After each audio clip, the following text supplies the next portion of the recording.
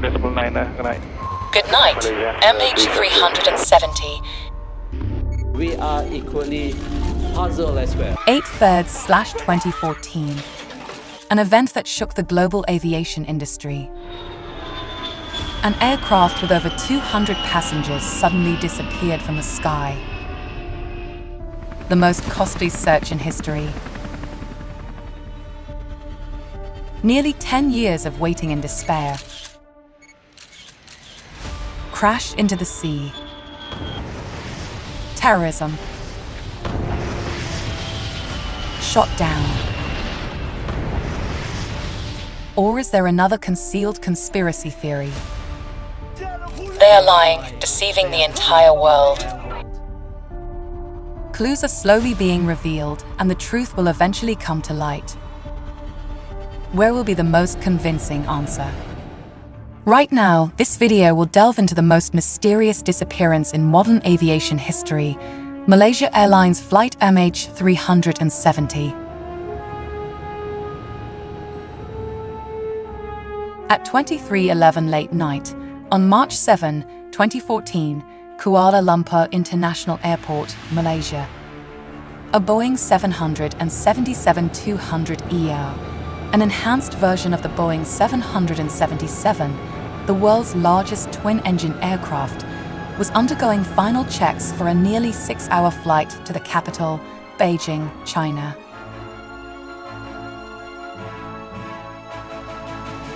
The aircraft carried a total of 227 passengers and 12 crew members. Most of the passengers were of Chinese nationality, 153 passengers, 50 were Malaysian nationals, and there were also citizens from 12 other countries, including Indonesia, Australia, and India. Today's flight is being piloted by the seasoned captain of Malaysia's national airline, Zahari Omar Shah, aged 53. The young first officer is Farik Abdul Hamid, who transitioned to flying the Boeing 777 at the end of 2013. At 0:41, the aircraft received clearance for takeoff on the runway. MH370-32, right cleared for takeoff. Good night.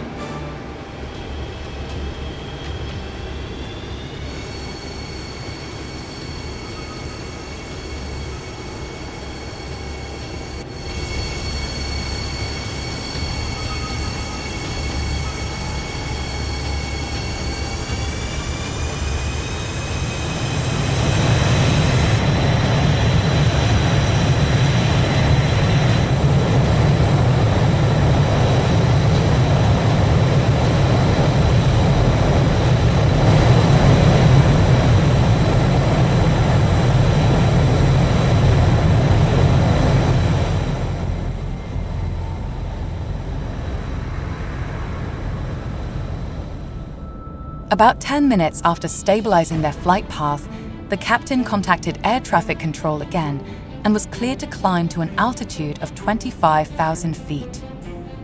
Kuala Lumpur, Dai Le MH370. Good morning, MH370, climbing to an altitude of 25,000 feet.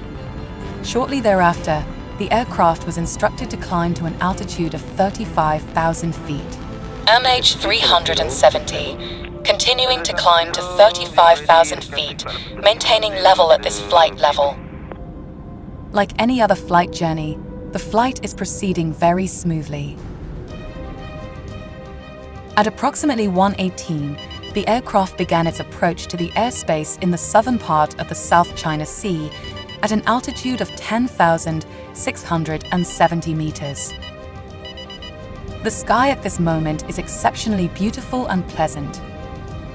MH370, please switch to frequency 120.9, Ho Chi Minh, Vietnam.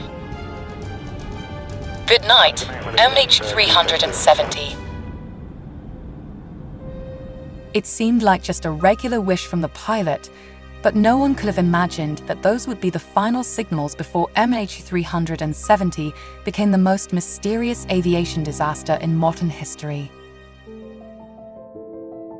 And then just 1 minute and 43 seconds later, at 1:22, the massive Boeing disappeared from the radar screen. MH370 had truly plunged into a long slumber. All efforts to communicate with and locate the MH370 flight thereafter proved unsuccessful. The transponder, the signal broadcasting device on the aircraft, had ceased to function. This issue raised numerous questions and suspicions. To this day, there are no clear answers as to why the transponder stopped working or whether someone deliberately turned it off. This event truly shook the aviation world and remains a major mystery in aviation history. Immediately, an unprecedented large-scale search operation involving 26 countries was launched. They mobilized dozens of military aircraft and naval ships, equipped with the most advanced search and detection devices across the South China Sea and the Gulf of Thailand.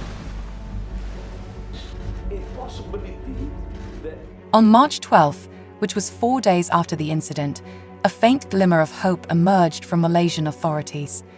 Their military radar, independent of the regular transponder signal, had captured the last signal from MH370 at 2:40 in the morning. The aircraft had deviated from its initial course and suddenly veered to the left, passing over Penang Island, Malaysia. Afterward, the aircraft continued heading northwest. The plane flew for approximately 7 hours until it ran out of fuel and lost signal over the South Indian Ocean.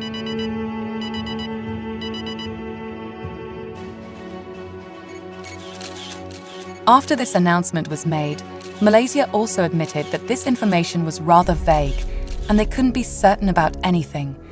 Their radar was only capable of detecting flying signals without clearly identifying the type of aircraft or the flight. Speculations began to spread, and some suggested that Malaysia might be deliberately concealing this information, possibly related to military secrets. The search efforts continued relentlessly without yielding any results, and public attention remained captivated by the ultimate question: what could make a massive aircraft carrying 239 people disappear without a trace? As time passed, under scientific analysis and perspectives, the truths behind the mysterious disappearance were slowly being revealed. A conclusion was drawn based on credible evidence and verification that the aircraft had crashed into the Indian Ocean. Similar to many other Boeing aircraft, the Boeing 777 is equipped with a satellite communication component called seismic to receive and transmit signals from the ground, provide detailed recording, and collect all flight data. Before takeoff, the aircraft was connected to the Perth station in Australia. Then, during the flight before it went missing in the South Indian Ocean, despite continuous interruptions and requests for relodging, it would automatically restore connection. However, based on satellite communication analysis between the aircraft and the UK-based Inmarsat satellite communication network 3F1, experts from the Aircraft Accident Investigation Branch have concluded that the aircraft indeed flew along the southern corridor, heading towards the Indian Ocean, and crashed in a location within the Perth region of Australia in the 7th arc. To further substantiate these points, experts have also confirmed that the aircraft was equipped with an underwater locator beacon with a battery life of up to 40 days after the accident. If a strong impact occurs, it can produce sound and be recorded by an underwater device called a hydrophone. These are believed to be the audio signals from MH370.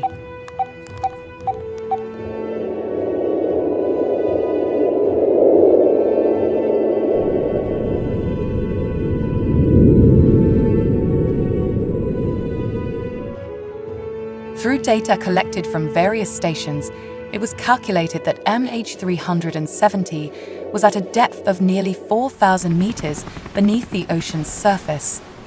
However, this was not enough to convince everyone, as some alternative views suggested that these were merely sounds from geological activities on the seabed. While the signals existed, they were too ambiguous to draw a definitive conclusion. just when it seemed like everything was heading into a dead end. On July 29, 2015, the most convincing evidence emerged on Ronian Island, a small island in the Indian Ocean about 700 kilometers east of Madagascar. It was a piece of debris measuring 2.7 meters in length and 1 meter in width, submerged in water for up to 6 months, covered in moss, and washed ashore. This was confirmed to be a part of the Boeing 777's wing. Furthermore, along the coastlines of Southeast Africa, numerous pieces of debris and other objects related to the aircraft's disappearance have also been discovered. At least 31 of them have been recovered through the investigative process. Boeing experts have determined that these parts belong to components such as the fuselage, engines, landing gear, and tail of the aircraft. However, it's important to note that despite the initial traces that were believed to be key to solving the disappearance of MH370, the large-scale search over an area of 120,000 square kilometers, with the assistance of naval drones, did not yield promising results.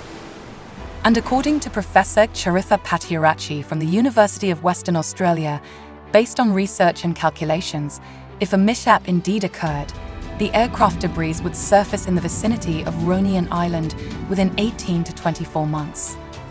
However, given the current pace, it seems too early and quite challenging to determine this. Many viewers raise suspicions about whether anyone can be certain that the debris found actually belongs to MH370, and if it is indeed from that aircraft, why did it veer off course, or why did it end up at the bottom of the Indian Ocean? The questions above have laid the foundation for a hypothesis that, like many other flights, the aircraft experienced a fire and combustion. According to the recorded information on that day, before takeoff, there were 11 tons of cargo loaded onto the aircraft, including a shipment of 221 kilograms of lithium, which is believed to be highly flammable and explosive. Additionally, in cases not related to Subin, according to Chris Goodfellow, a Canadian pilot with 25 years of experience, the aircraft still had the potential to catch fire due to an electrical malfunction. When an aircraft experiences a fire, according to the standard protocol, the first thing pilots should do is to shut off the main electrical circuits and then gradually turn on each circuit until they detect which one is malfunctioning. This implies that radar signals, transponders, and communication with the aircraft's control center could also experience disruptions or be completely disabled. At this point, in an emergency situation where they had to both control the aircraft in distress and attempt to extinguish the fire, the flight crew would have been unable to re-establish contact with air traffic control.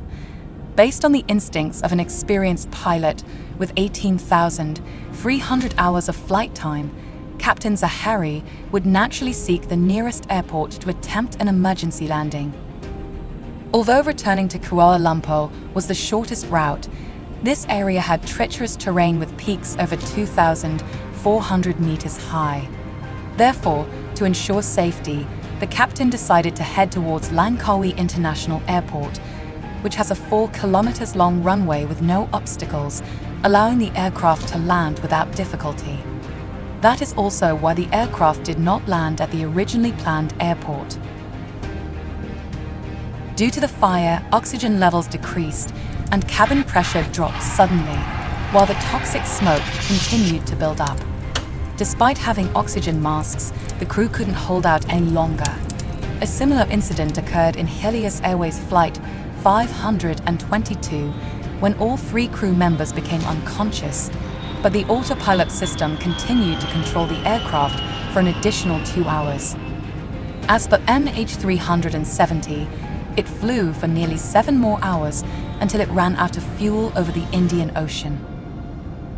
Up to this point, some people began to argue that no autopilot mode could sustain the aircraft's peculiar flight path like MH370's. They claimed that this hypothesis lacked sufficient evidence to verify the aircraft's direction.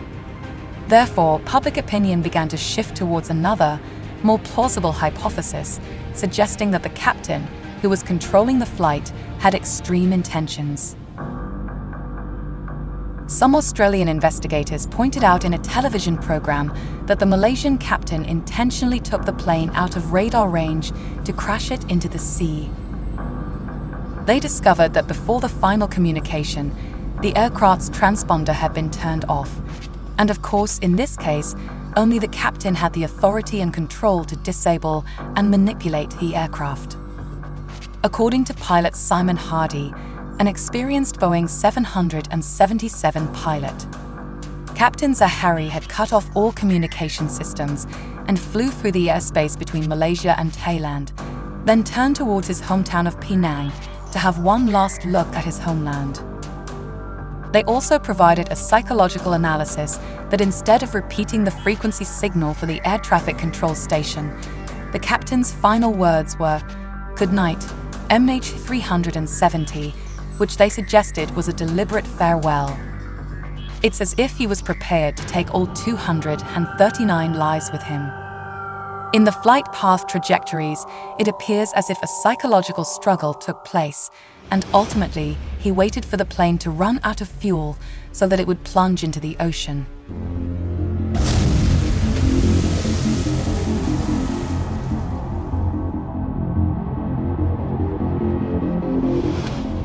So, what about the co-pilot?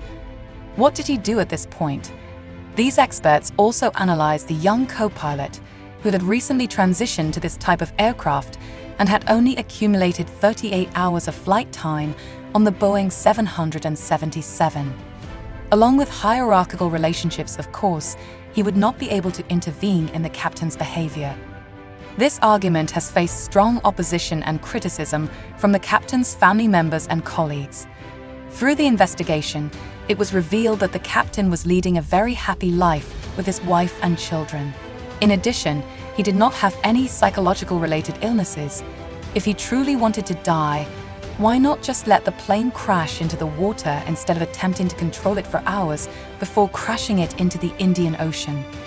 The debate about the captain has not yet concluded, and there is another conspiracy theory about MH370 related to the captain, but this time it involves political issues.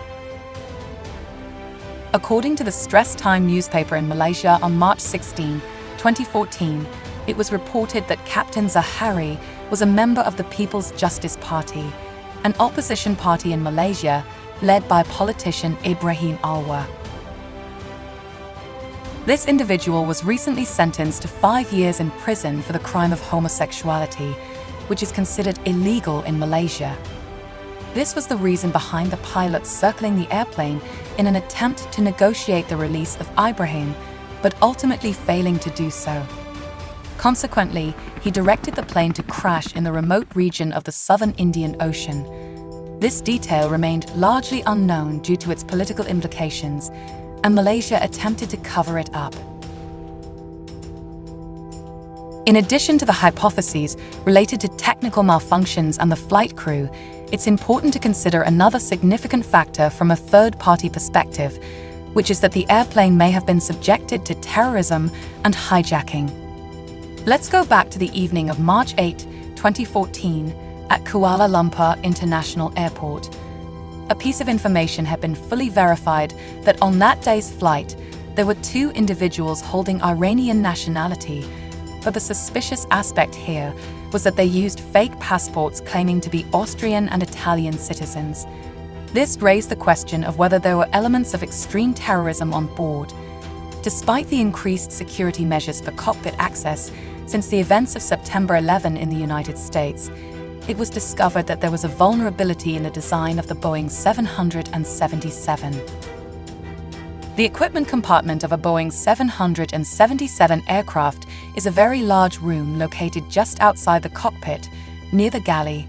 The key point is that the access door is usually not locked, as they could not anticipate that someone might intrude here other than maintenance personnel. Even if they do, they must be highly specialized individuals who have received thorough and meticulous training in order to access the computer control system. However, the most unthinkable scenario has become a reality. the hijackers have successfully infiltrated the control compartment and disrupted both the communication system and navigation components. Subsequently, they depressurized the aircraft, causing the pilot and passengers to lose consciousness. Their objective is to seize control and command of the aircraft. Surrounding this conclusion, on April 7, 2014, the Russian newspaper Moskovsky Komsomols cited information from a Russian intelligence agency, which was subsequently corroborated by several other intelligence agencies from different countries. This information indicated that Malaysia Airlines flight MH370 had been hijacked and commandeered. It was reported to be currently located in the southeastern region of Kandahar, Afghanistan, near the border with Pakistan. There were reports suggesting that the hijackers had plans to use the aircraft for a different purpose, and the passengers were allegedly held captive as hostages.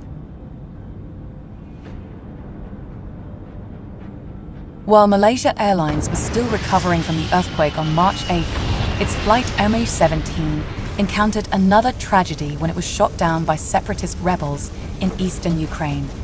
Since then, there have been no conclusions or evidence suggesting that MH370 was shot down during a joint exercise involving the United States and Thailand.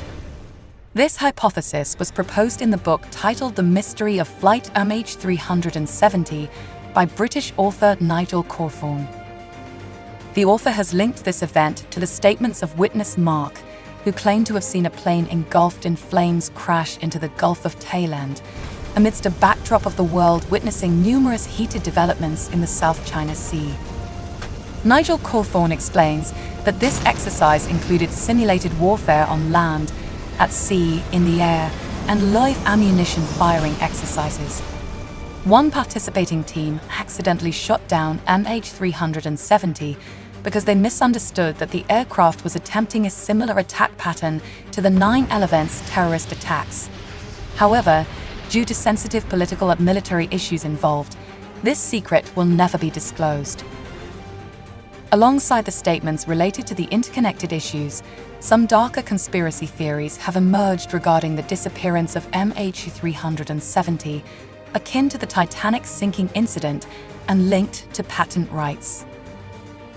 Similar to the theory surrounding JP Morgan's alleged mass elimination of vehement dissenters in the Titanic sinking incident, where he was believed to have eradicated those strongly opposing the establishment of the United States Federal Reserve, MH370 also presents a striking parallel. On this flight, there were 4 Chinese passengers working for Freescale Semiconductor. Notably, these 4 individuals were listed on a US patent protection document related to a space-age material known as graphene, deemed capable of revolutionizing the aerospace industry. According to legal provisions, when the 4 patent holders pass away, their ownership stake would transfer to Freescale Corporation. And coincidentally, the person holding shares in this company is Jacob Rothschild, a member of the illustrious Rothschild family. No one can know what he did to obscure this matter. It's worth noting that there is no possibility ruled out because even though up to 20 employees of this company also disappeared with MH370, they all held Malaysian and Chinese nationalities, with none of them being US citizens. Another hypothesis that has garnered immense global attention is that the plane entered a time warp. In this modern era of technology as it stands today, the disappearance of a large commercial aircraft like MH370, with no one knowing what happened to it, and the 239 passengers aboard, is a deeply mysterious and unacceptable event in any aspect. A reasonable answer could be the mysteries of the universe beyond space, where humans may never have the ability to explore or fully understand. The true power and potential of space are something we still cannot comprehend fully. Who knows, perhaps MH370 inadvertently entered a time rift, and one day it might return to Earth. The next hypothesis is that MH370 fell into the hands of extraterrestrial beings. Despite being considered a bizarre hypothesis, many people are still interested in the possibility that the MH370 aircraft was abducted by extraterrestrial beings. This is evidenced by a survey conducted by an American television network in 2014, in which up to 10% of Americans believed in this assertion. At the time of the MH370 incident, Twitter users received messages with a strange encoded sequence. Dangerous SOS is extremely perilous. If you evacuate cautiously, they are not human. 493,396,423 not SOS. Danger SOS. Some people claim that the numbers mentioned are a set of coordinates when activated on Google Maps, leading to a location in Africa near Malaysia. While this has not been verified, according to predictions by scientists, extraterrestrial forces are becoming increasingly intelligent and innovative in their technologies, surpassing even human imagination. In the future, in the event of a conflict between us and extraterrestrial beings, MH370 may be the secret hostage they wish to keep hidden.